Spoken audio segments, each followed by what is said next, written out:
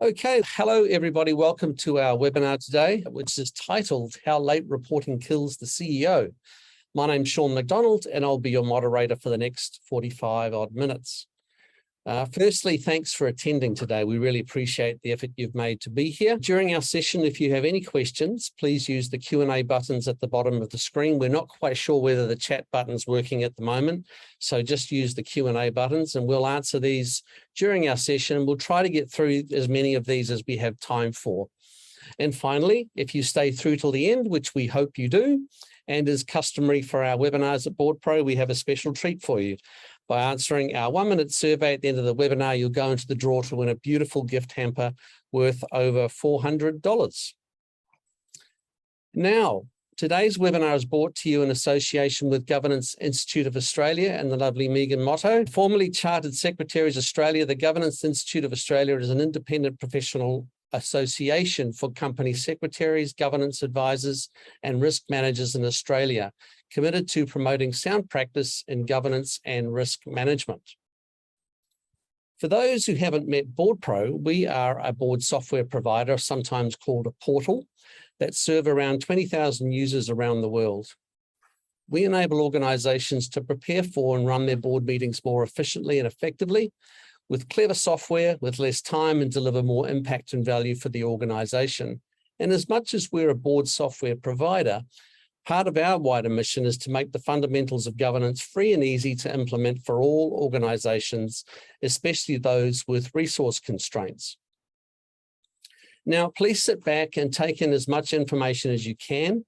Everything you see here today will be sent to you via email after the session. That includes the ebook, all of our planning templates, and much, much more.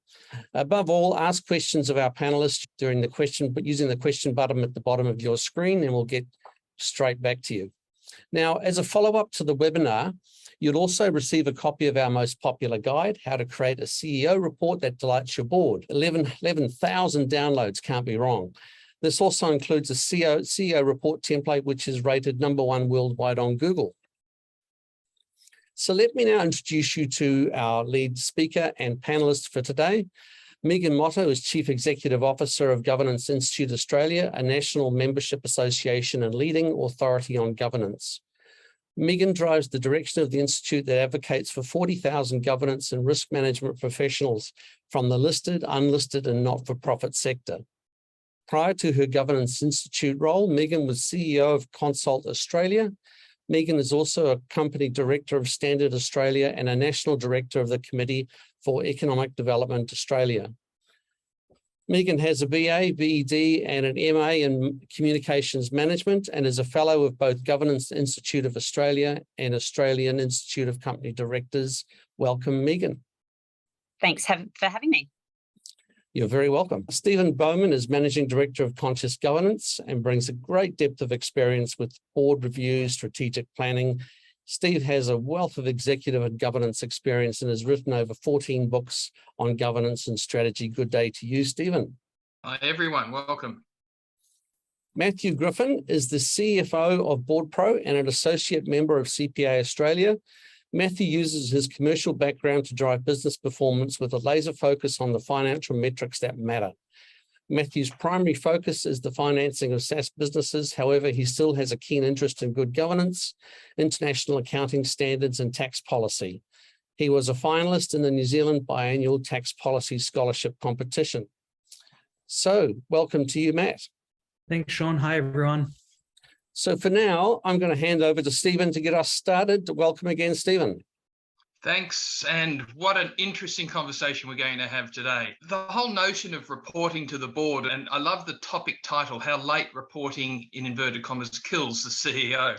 Because what we want to talk about is not just best practice reporting, but also some things that many boards just aren't looking at.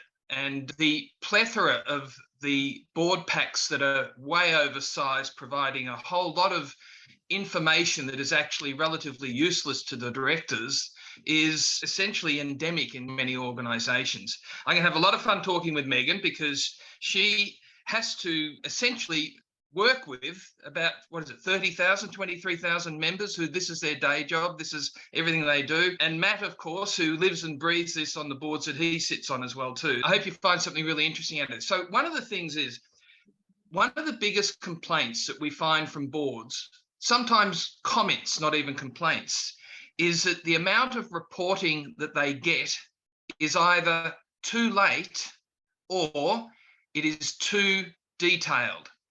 And these are some of the key elements that are common in most of the board packs and in most of the commentary you find when you do governance reviews.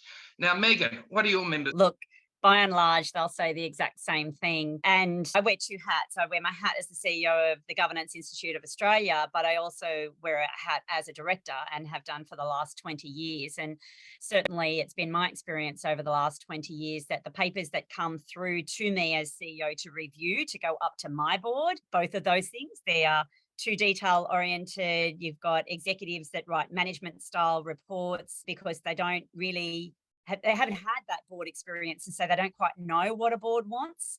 And so they write really good management reports, which are the type of reports I should be reading, but not the type of reports that I should be throughputting to my board. And similarly, I've sat on lots of boards where the boards will say, the packs are way too big, it's way too much information, but they don't really know what they want either. And so they don't know what to ask for to make the leverage change to get those board packs in the right shape to allow them to make great decisions, which are what boards are there to do. Let's get into it then, shall we? So one of the things that we talk about when we talk about late reporting is that there's two types of late reporting. One of them is where it is just annoying because you get it 2 or 3 days beforehand, or a day beforehand, and you just don't have time to go through it. Now, that is relatively easily fixed because you can actually say we need to have, the typical commentary for boards is that they want at least 5 days plus a weekend. But the non-negotiable bit is the plus weekend. If you've got a board meeting on a Thursday, you don't give it to them on the Monday sort of thing, because people have lives and this is very practical. The key thing with the late reporting is that typically late reporting is either because there's enormous inefficiencies in the organisation in actually creating the reports. And probably one of the most pervasive things is that often executives feel that they need to write a board report that is specifically for the board that they then have to spend a lot of time creating the material for. And one of the things that we're going to be suggesting is that it actually needs to be an enterprise-wide system that enables every section of the organisation to contribute to what will ultimately end up as a board report, because each element of the organisation is making use of the data that's coming up to them. We'll talk about that a bit later. So there's the annoying type, relatively easy to fix, and the timing is the main thing there. The more important one to me is what we've called the existential late reporting. And this is the late reporting of trends, the late reporting of changes to the environment, changes to the sector, the late reporting of stakeholder engagement and what the community is thinking and feeling out there that has an impact on our organisation. And this late reporting can actually put at risk the very existence of the organisation, because we may be getting lots of really verbose reports coming up to us, but there's no focus on the future in those reports. So this existential one is the one that will not only kill the CEO because they won't have a job, but it will actually also kill the organisation as well too. So one of the things that we alert everyone to is that when you start to look at what is the cost to the organisation of actually having a board, then what some stats have said over the last year or so is that anything between 30 to 50% of the time of your senior executive team is spent preparing board reports for the board. So if you want to know how much your board costs, then take your senior executive salary and multiply it either by 0.3 or 0.5, and that'll give you an idea of how much your board is actually costing you. So not only are we wanting to focus our board on the things that are truly important, that they need to be focused on, but also it's a good way of actually making sure we're using the resources of the organisation in an appropriate way. Megan, thoughts? Couldn't agree more. I'll speak really briefly because it's not just about inefficiencies, but it's about poor planning as well. If you're writing reports last minute, if your executive team are pushing through reports to you, so at the Governance Institute, I have instituted that same thing, that I get the reports 2 weeks prior to the board meeting. I then have a week to review them so that I've got time to coordinate those reports with our company secretary, make sure that there's no gaps, no superfluous information, no overlap. If I think that it's too detailed, I'll go back to the executive and ask for that detail to be taken out, or for a paper to be put into 2 parts, which is a strategic paper plus some background reading in a resources folder. 2 weeks prior to the board meeting, a week for us to review and make sure that the pack is a really solid pack, and then a full week, 7 days, including a weekend, as you said, for the board to review prior to the meeting. That's really down to planning as well. So you've got to have an annual work cycle where you know what's coming up well in advance. And literally the moment that you close off the last meeting, you should be starting to talk about the agenda and the papers for the next meeting. So it's about planning and it's about efficiency in the business. With regards to the existential lag data that you were talking about, this is just such a critical issue. And this is where we need to separate the strategic reporting from the operational or data-based reporting, because not only you go back to only even a decade ago, and the information that the board got was sometimes 3 months old, because by the time those old hard copy paper packs were developed and then they were bound in folders and then they were mailed through the snail mail to the directors, sometimes the information in them would be months and months old. Now, not only have we got digital portals like Board Pro that help to make things seamless and help to have that interaction be almost immediate, but you've got the types of tools and analytical tools that mean you could pull up a real-time display and have real-time data in the board meeting. So I could tell you what my conference numbers are as of 5 minutes ago, not as of 2 months ago or even 2 weeks ago. Further to that, now we're developing AI systems which can give us predictive analytics, and the board can have a look at predictive analytics. So what, based on the current trend rate of my conference attendee roll-ups, registrations I've been getting in the last, knowing the trends of past years and that they will slow by 20% in the last week or whatever it might be, we expect the end result to be X. So this is changing the game, and it means that you need to be thinking about your board packs in a much more strategic way, because it's not just about the dissemination of data and information, it's around the story that data is telling us. Are we below or above last year? Why? Yeah. What are the reasons? Getting into the detail. It's getting the board... Getting into the reasons and the story, not getting into the detail. Yeah, and it's getting the board ready to actually undertake its proper role. When you look at the role of the board, one of the things that we're trying to get the message across to as many people as willing to listen to it is the role of any board is to make the choices that create the future for the communities that we serve.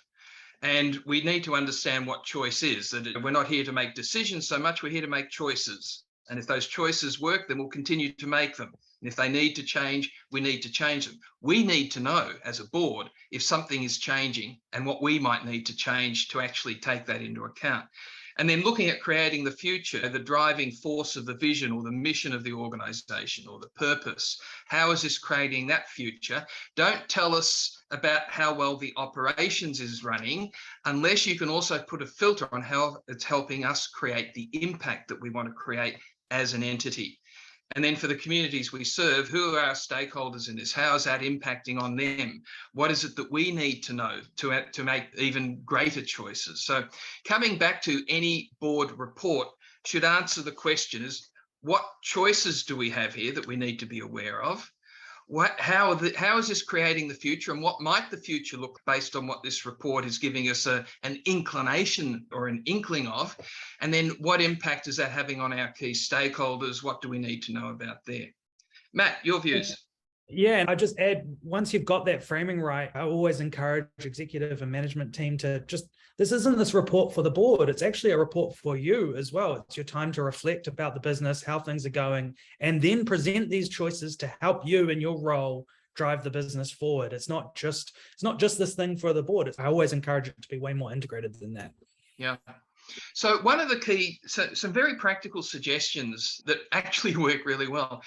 One of the most powerful questions that you can ask as the CEO before any report goes to the board is the so what question. So what do we want the board to focus on with this report? Too many reports, and we see hundreds of them during the year, board packs. Too many of them are reporting on activity and not addressing the so what question. So what do you want me to know? Are we on track? And if we're on track, what does that mean? Why is that important? So we need to have a bigger focus on the so what are the strategic implications from this? Like you were saying, that real time, how things are going with your conferences, probably what it's going to be like in 3 months' time. The so what question for me as a director often will be, what's the changing nature of education? How is that looking? What are the online elements? What are the questions that we need to start looking at as a board that is supported by the data, but the senior executives are starting to challenge us as directors to look at the so what question in that. Megan? That's right. Look, data is critically important, but data without insight is just numbers.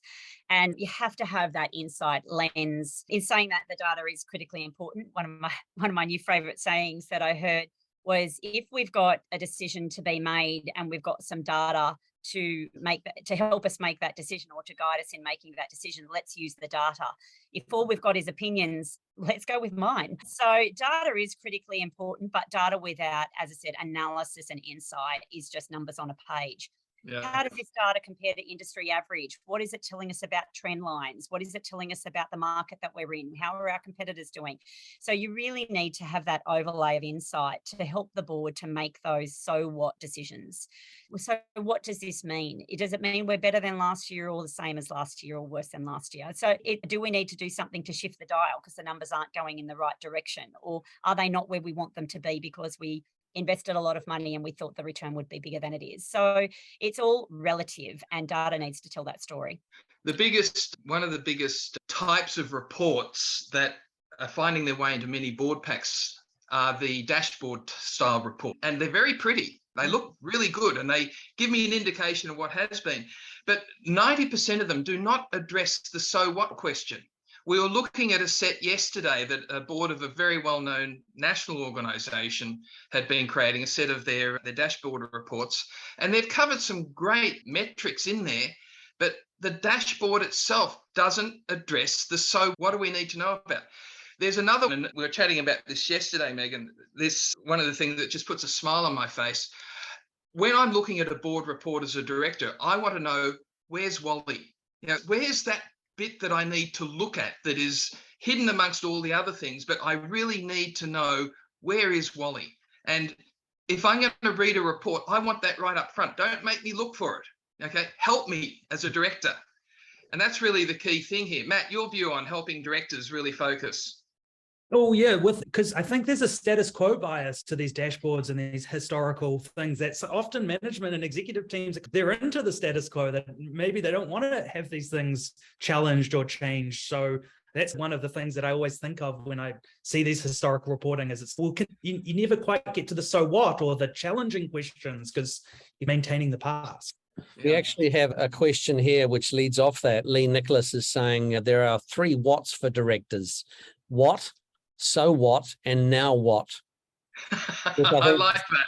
I think it was quite interesting. Another question from Philip Charlton. Given the board's role is also to hold management to account, some focus must be on operational performance. What's your take on how much time and focus goes on past activity to then ask the so what question? Who wants to tackle that one? You kick off, Megan. I'll jump in and just offer a couple of insights there. I think the first is it's really important to separate out the reporting against strategy from an operational perspective versus just business as usual operations. So business as usual operate, how well general sales tracking, etc., the financial reports, how well is the business doing, that's all great. But what you really want to be doing as a director is leaving your legacy by looking at how you shift the dial for the future. And so that's that conversation, which is around strategy. So I think the key for dashboard reporting, and I love those what questions, by the way, I've written them down and I'm going to put them in my kit book. You'll probably see me stealing them for a talk anytime soon, that shamelessly. I think the other thing about the dashboard reporting is you have to, once again, add your overlay of insight. So you've got your numbers on a page. Are we behind? We had a strategic goal of target X for whatever sales. We're up to Y. We're not going to make target. Are we on track? Are we not on track? Where are we up to? Then the next page is, what are we finding that's the key challenge points and things that we might need to change? What are the key risks? What are the projects that are leading towards that number? And how are the projects tracking? Is there a particular project, like, for example, capturing sales data or closing a sales loop, that the project is behind and we need to put more resources into that project to get that number to where we want it to be? So these are the sorts of choices that the executive are asking the board to make, and that's where you're maneuvering within your strategy to achieve your strategic goals. So because we all have these hairy, audacious strategic goals, what we think we know at the beginning of the tactics to how to get there will need to be nuanced along the way. And that's the challenge for the board, to take them on the ride. The final thing that I just wanted to point out, and that is the real disconnect here, and this is the where's Wally question that you asked, Stephen, is it's really interesting dichotomy for executives who work in the business every day and know it intimately, to really truly appreciate that directors get a little snapshot of the business once every couple of months, maybe once a month, maybe once every 2 months, maybe once every 3 months. I go back to, I used to be a school teacher in a previous life and a debating coach. And when you're writing an essay or you're doing a debate, you always tell the kids, you have 3 parts to your speech. You tell them what you're about to tell them. Then you tell it to them, and then you tell them what you just told them. And we need to remember that we need to have these reminder points in for boards so that we are pointing point blank in black and white at what we want them to focus on the page. What is the purpose of this paper? What is the decision we're asking you to make? What are the key points? Because it's easy for us to get lost as executive in the detail, because we're living and breathing the detail every day. And that's our job. That's fine. But we need to think about being on a board and what that's like. We don't want to get lost in that detail. We want to say, what's the important decision to make that one day of the month? The other piece of advice that I give to senior executives is go and find yourself a board to sit on, a not-for-profit board. Get some experience. I would always value a board member going and sitting on a board. Sometimes I've definitely coached senior executive to go and find themselves a director position. I know and that can be scary, because boards will say, why isn't your focus on our business? Why are you focusing on that business over there? And it's because by being a director, it makes you a better executive, in the same way that you need executive experience to become a great director. What's your view on that, Steve? So I think in all of this, if we keep our focus, if we're writing these reports, we need to keep our focus on who the audience is. And the audience is the directors. And the directors don't want, even though they say they might, they don't want a whole lot of useless information. They want something that helps them focus on the discussions that need to be had that are creating the future. And so we keep coming back to those. Everyone will get a copy of a white paper after this event, and it goes into detail on reporting cycle needs. I'm not going to go through them now. But in essence, we need to be reporting not just on the operational aspects, that's easy to do, but I want to look at what might that mean, these trends, what might that mean in 2 years or 5 years? What do we need to start looking at? So one of the things I wanted to do, yes. Can I jump in and just mention that, because I just agree so much with your point. And I wanted to draw once again a bit of practical guidance to executives. And that is, in a board meeting, when directors ask for more information, and they do. And so this is why board packs end up being so detailed and so long, because we give them more information because we've got it. So we'll give it to them. And the really key question for executives to ask is why. So it's not the what question, it's the why. Why do you need more information? What isn't in the current set that is challenging you or disallowing you to make the decision that you need to make? Why do you want the information? Because rather than throwing the book of Moses at the board in terms of giving them more information, if they're after one key piece of information that will help them make a decision, just give them that one key piece of information. But you have to get to the why to understand why they don't have the right information to make the choice. Matt, what have you found? Can I just add to that just so strongly as well that, in my experience, directors will make these requests, and good-natured requests, but they sometimes get filtered through the organization. The reaction always from the management team or other people in the organization is to layer on detail. And in my role is often I'm trying to say, oh no, let's synthesize down to what they actually need. And Another practical example, which is having gone into new organizations with these big board packs, is actually just to sit with the directors and say, can you just show me what's important to you and not, and just tick and cross things, because you will be amazed at how much stuff is just not relevant to most of them. And it gets done because, again, it's status quo. It gets done because it's always been done. And yeah, it doesn't. And I think sometimes, Matt, we forget that the leadership team of the organisation is the board and the senior executives working together. Yeah. And that often gets lost. Too many boards that we come across see it as an us and them role. And they won't allow senior executives into board meetings, for example. It's crazy stuff, because if you've got senior executives that are going to drag the tone of the board meeting down by being operational, you've probably got the wrong senior executive. So the issue there is, as a team, the leadership team of this organisation, being the board and the senior execs working together, we need to understand each other. We need to have these conversations on an ongoing. It's not just we send a report off once a month or once every 2 months. There needs to be reflection on that. And that's also the role of the CEO, Stephen. The role of the CEO is to coach senior executives so that they are great reporters to the board. You don't just to wipe them off immediately. There's a real role for coaching here, in the same way that there's a role for chairs to coach directors. Not everyone comes to the board having decades of experience and the sorts of insights that others have got. So we need to spend some time explicitly coaching these skills. And we don't, because I think there's a protectiveness or a defensiveness around, I'm a senior executive, I already should. It's like asking the dumb question. No one wants to be coached because they're supposed to already know the answers. And it's the same. I've made my place to the boardroom. I'm a director. That doesn't mean you still can't be a better director. We're all learning and growing. And I know that I've been coached by chairs of some of the boards that I've sat on. I've been equipped in a meeting. You're getting too operational, observing, learning and growing. That's what we're all here for. Yeah. We have a number of questions here, Stephen, and we can move on to. We can. I want to go back to the previous slide, but let's do a couple of questions now. Okay, so this is from Les. How do you manage a chairman who is a director, a dictator, and never wrong? You be the chair that board needs. So you can actually help people as an individual. You can't change other people, but what you can do is model behaviour yourself. Also, as part of that, the annual review of the board, the self-reviews sometimes aren't particularly useful if there's a number of people that are dysfunctional. Send them off to do a chairing course, AICD, the Governance Institute. Every chair of every committee and every board should be doing some sort of formal training on how to be a chair. Just because you've got a lot of experience doesn't mean you're actually good at it. A question from Tanya. Hi, everyone. Question about CEOs sitting on boards. I've had a few not-for-profit CEOs sit on boards of organizations I've worked for, and I find they get very operational very quickly. Any tips? I'll throw in on that one because I'm that person. It's challenging. We add value in the way that we know best.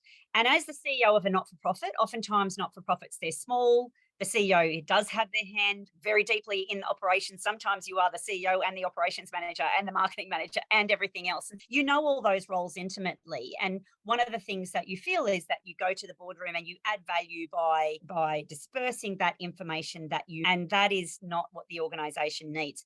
Very similar thing. I think that anyone who's going on to a board just because you've been a CEO doesn't make you a good director. Go off, do a course, understand the difference between management and governance. So it's really critical that anyone that's going to sit on a board goes and does a proper board course, whether that be through Governance Institute or someone else, to learn how to be a director. And the other thing here is that this is once again where the chair's coaching role comes in. It is okay for the chair to say, I think we're getting into operational detail here. Let's sit back and ask ourselves the questions, why? Why are we having this conversation? So that's where really great chairmanship comes to the fore. One of the best tools for a chair to use, and it's one of the most powerful questions, is if you find someone's getting into the operational detail a little bit, or even if you've provided with an operational report that's really not answering so what, a very simple question to ask is, so what's the strategic issue behind this for us? And then just keep quiet and listen to what people are saying, because it helps elevate the conversation to a totally different level. I just wanted to briefly, Sean? You wanted to go back to this slide? Yep, perfect, thank you. So just a couple of board reports, the typical board reports. These are usually the ones that are not terribly well done in most board packs. When you go to your finance reports, usually they're technically correct, but informationally not particularly useful. So for the profit and loss, for example, the two key elements out of your profit and loss statement in any report should be the reasons for the variance. Why is what we thought would happen different to what has actually happened? And what are the strategic implications behind that for us? And at the bottom or at the top of any profit and loss, I would like to see a heading that says strategic implications for board discussion. Show me the where's Wally bit. What do we need to talk about? Now, even if you put underneath that nil, underneath that heading, it then prompts the directors to think, or maybe there is an implication here that we need to talk about, rather than them going through with a highlighter against figures and then trying to flip over and look at the variances. So that's a really practical technique. It works gangbusters if you choose to use it. And then your key ratios reports, if you're not using key ratios, you need to know what's an acceptable level, what's an unacceptable level, what were we like last year, why has it changed, and then the same thing, and what are the strategic implications for us for the next 2 or 3 years? Don't just tell me about what has been or what is going to be for the next 3 months. So your finance reporting becomes really strategically useful for even those that don't know how to properly read a finance report. Now we have a number of other questions which we're not going to get time to address at the moment, but we'll see if we can at the end. Let's move on to other techniques for different board reports. Okay, so risk management report. They are the most boring reports you will ever read, other than the finance reports. So risk reports, don't give me a risk register of 240 risks that have got the pretty green and orange and red things about critical. Tell me the top 3 or 4 or 5 key risks that we've agreed are happening. Tell me about how we're managing those and how we're leveraging them. And tell me as a director, give me at least a start on how we can look at actually turning these risks to opportunity. We want to understand risk. We want to manage it really well. And we as a board need to know these top 3 or 4 key risks that are going to get in our way of actually achieving strategically. And we need to look at how we can leverage those and look at them from an opportunity point of view rather than from a compliance view. Megan, thoughts? Couldn't agree more. I think I would say one of the biggest challenges when I came into the Governance Institute and saying to people, I work at the Governance Institute, and they'd say, oh, that's all about compliance, right? I'd say, no, it's about performance. I often use in the risk analogy, the analogy of the reason that a trapeze artist wears safety harness is not so that they don't die. Because if they just didn't want to die, they wouldn't go up in the first place. That's the easiest risk mitigation, is just to avoid the risk. So it's not so that they don't die, it's so that they can try harder tricks with the safety net, keeping. It's a great point to make. The other thing is that when you get to risk reports, there's lots of risks in organisations, and the challenge with bringing the top 5 risks to the board sometimes can be that then you'll have that one director that will say, what about this risk, and what about this risk, and what about this risk? So there is a range of risks that you have to look at organisation, both operational, strategic, and also governance, by the way. The challenge here, I think, is to have a look at some key things. Is the focus on the risks that are outside of tolerance? What's your risk tolerance, and what are the risks that are currently sitting outside of tolerance? What are we going to do about getting them into tolerance if they're sitting outside your tolerance? What are the risks that are perpetually high and that you can't get down, that you can't shift the dial on despite all of your mitigation measures? And what are the big changes since the last reporting cycle? Where's the risk shifting? What's the trend line looking like? What are the emerging risks we haven't talked about? And the big thing to look at on all of your risk reporting is to not just look at lag indicators. You need to have a look at lead indicators so that you look at early signals that a risk might materialize, because it's a lot better to head it off at the pass than it is to deal with it once it's happened. Yeah, risk should be an exciting conversation, not one that is based around checklists. Matt? Just add, and as a person reporting, when they have those conversations, think really hard about an image or a 4x4 matrix or something that can synthesize this risk conversation into something simple and, as you say, a little bit easier to digest and reason about. But it is a bit of hard work up front to do that. But I really encourage people to try. The CEO's report. The thing with the CEO's report, many organizations do them differently. I guarantee this one thing. If in your CEO's report, you have a heading there that says, what keeps me awake at night time? I guarantee that's the first thing that every director will read before they go to anything else. They'll go straight to what's keeping our CEO awake at night time. So that can be a really simple but powerful addition to your CEO's report. We've done a separate webinar on CEO reporting, Best CEO Report. You can download that, have a look at it on the Board Pro website. But really the key heading here is what keeps me awake at night. Many of the things that we find, and this gets into agenda management, but typically many CEOs' reports are there to keep the directors alert to what's going on, what they should know about. Often there's no discussion needed, but if there is something in your CEO's report that you do need board discussion on, pull it out as a separate briefing paper. Don't ask them to read through all of your CEO's report, and hidden in amongst all the other people in there, there's this one thing. Pull it out separately so that they know where Wally is. Okay, operational dashboard reports, we've covered that one. Please, at the bottom of each page, if you've got a series of dashboards there, give them the synthesis of what we need to know. What discussion do we need to have around this? What are the strategic implications? Or sometimes, here are the strategic questions we need to ask based on what our dashboards are telling us. Don't wait for people to bring that up verbally. Help them focus by having that in advance so that they can either reflect on it or come up with their own views on something that maybe even you haven't thought about. Yeah, I'd take that a step further, Stephen. I was reflecting on many of these questions. There's no silver bullet solution. There's no one way to do things. We can provide templates on a great CEO report, and it is a great template, but it's really got to be contextualized because it depends on the size and scale of your organization, how long you've been around, how experienced your directors are. There's so many contextual elements here. So for one organization, the CEO report might be really high level format because you have executive reports in there that cover the detail. It just is so different for each organization. The key thing here is that on the board agenda and the board work plan, at least once a year, whether it be an in-camera session or preferably an open, transparent conversation, where is the conversation that says, is the cadence of our board meetings right? Are we meeting in the right format and way? Are our papers where we want them to be? If not, why? What is the view around that? We have to have these conversations openly. These are key governance conversations. And so often I find that they're had at the water cooler or over a red wine the night before or after, but no one wants to raise them in the meeting. These are the critical business of the board. So the board has to, at some stage in its agenda, self-reflect. How are we performing? What are the inputs that are helping us and what are the outputs that we're getting? Part of the annual board work plan, the board agenda sort of thing. Absolutely. So we've got some templates that you can use. Also, at the end of this, we'll have some details of Megan and the Governance Institute, some of the templates they've got as well. I'm not going to go through them, but just note that keep it really simple. You can use colour to keep people focused. This one, I think, is probably the most important one out of all of it because often when we are reporting, let's say we've done a governance review or something like that, or we've done a review of our reports and we're going to make changes, who monitors whether we're actually doing them?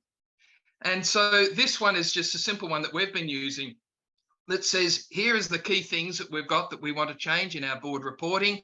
Here's who's going to do it, and this is when it's going to be done by.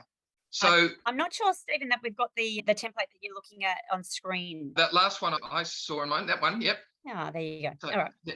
Continue on. So it's just really the whole idea is if you've agreed to do something, are we doing it? Who's going to do it? And what time frame are we giving them to do it? So it can be either in board reporting, it can be governance. These are just simple things to help us really focus. Now, just if we can just finish this thing, how late reporting kills the CEO. Too many reports are voluminous with information the board have required that actually destroys the conversation that could be had about creating the future. And we need to be constantly vigilant that we don't get swamped in details of how things are, rather than how do we want things to be into the future? What is this difference that we want to make? And our reports and our board agenda structure are essentially the DNA that assists our board to be that strategic. So board reporting is not just about receiving a report. It's got a much higher function than that. And that is to help board members actually continually review what could the future be like? What do we need to know about now? What are we missing? What do we need to put into place? And we know that the organisation's functioning well because of the dashboards that we're getting. Megan, Okay, over to you. this is over to you, Megan. This is one of your courses here that I'm sure you'd like to talk about. Indeed, everything that we've been discussing today in terms of the actual paper, and if you're keen to get your executives some training. Now, in saying that, no one is immune from training, including the executives of the Governance Institute. So when I started at the Governance Institute and I found that we had this fabulous course on preparing board papers, I had it run as an in-house for me and the executive team at the Governance Institute. And you know what? It was a great opportunity for two reasons. First and foremost, because as I said, I've been seeing board papers for 20 years. I've been writing them for a long time. Some executives and new executives, even second-tier leaders in your organisation. This is a great course to have, particularly run as an in-house. And I'll tell you why. Because it kickstarts the conversation in the room around how are we doing it? What is ours? Look, whether you do it as an in-house or whether you come to one of the open courses, it's a really key opportunity to have that proactive, intelligent conversation around how we're doing it. And that's exactly what we did. There was a great question in the Q&A around, do you discipline yourselves by having a 1-page rule or a 2? Look, I did. I started at the Governance Institute and I said, no board paper will be over 3 pages long, whether it's 3 or 2 or whatever, it's up to you. The reason for that is I said, if you can't understand, if you need it to run more than 3 pages, you need to write a business case for me on why it needs to be more than 3 pages. And let me tell you how many business cases I got. None. Yeah. I got some reports that ran to 4 pages and I just sent them back and I said, so is this just cutting off at the end of page 3 or would you like to amend it? Because if you don't amend it, I will, and I'll just cut it off. So yeah, look, go and do some training because it facilitates a great conversation. That's exactly what it does. We'll include in the handouts after the session via email, we'll include a number of the Governance Institute of Australia training programs. You can look forward to those. The page limit has been a very successful strategy for me too. I think that's a good one. Sorry, Sure. Sean. Okay, so we are out of time, unfortunately. We had about 8 or 9 questions that we really, I'm sorry, didn't get time for, but we'll try to answer those offline. We have your details, so we'll try and get back to you as soon as we can on those. So thank you, everyone. That almost includes our webinar today. Please feel free to reach out to our presenters today. I'm sure they will look forward to your connection. We have a number of great webinars coming up on our schedule. The next one, October 27th, is a really good one, how to create your annual operating plan. So I strongly recommend you take an investment in time. We've got a schedule of webinars coming up over the next few months, and all of these will be on our website, which is boardpro.com/resource center. Our next webinar, as I said just before, is on the 27th, and that will be hosted by Stephen Bowman and our CEO, Brett Herkt. So you'll receive an email from us very shortly. That'll include a video of today's webinar, the presentation slides, and the many templates we alluded to and discussed. So please feel free to share all of that information with your colleagues. We'll also post this collateral to our website in the next 48 hours. So as you leave the webinar, don't forget to complete our 1-minute survey, go into the draw to win our lovely gift hamper, and we'll announce the winner shortly after the session today. So thank you again for everybody's attendance. Thank you especially to you, Megan, Stephen and Matt. It was great to have you with us today as well. And thanks, everybody. We'll see you at our next webinar.